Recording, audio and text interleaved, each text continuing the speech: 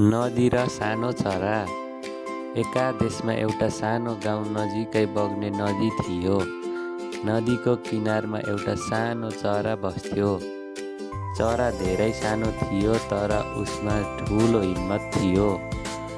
एक वर्ष घाम धेरै लाग्यो, रुख सुक्न थाले, पानी कम भयो, सबै जनावर चिन्तित भए।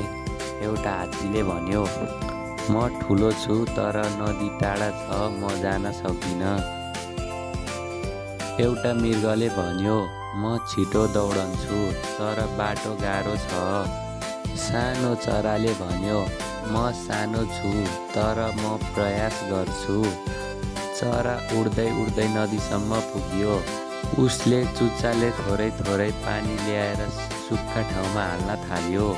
धेरै पटक उड्यो, धेरै पटक थाक्यो तर हार मानेन।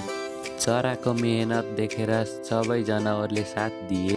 कसैले माटो हटाए, कसैले नाली बनाए। बिस्तारै पानी आयो र जङ्गल फेरि हरियो बन्यो। सबैले भने, सानो भए पनि हिम्मत ठुलो हुँदो रहेछ। शिक्षा, सानो प्रयासले पनि ठुलो परिवर्तन ल्याउँछ। भिडियो मन पर्छ भने लाइक र सब्स्क्राइब गर्न नबिर्सनुहोला।